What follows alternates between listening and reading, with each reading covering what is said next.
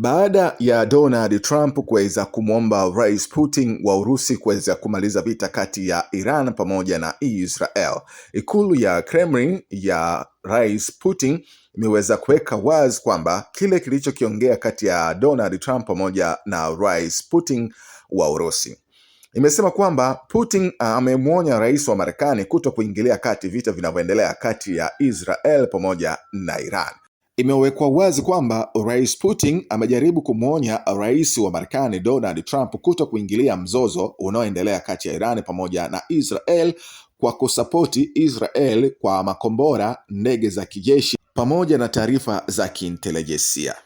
Anasema kwamba mzozo wa Israel na Iran unaweza kutatuliwa tu kwa kufika wote mezani. Hali halisi katika Mashariki ya Kati kwa sasa ni mbaya sana, huku Israel akiendelea na mashambulizi yake katika ardhi ya Iran na Iran akiendelea kurusha drones na makombora ya ballistics katika ardhi ya Israel, huku vifo vikiwa vinazidi kuripotiwa ya Iran pamoja na Israel, na kukiwa na tuhuma nzito kuhusiana na ripoti zinazotoka Israel kwamba ni ripoti za uongo zilizochujwa na vyombo vya habari kwa ajili ya kuilinda serikali hiyo ya Israel.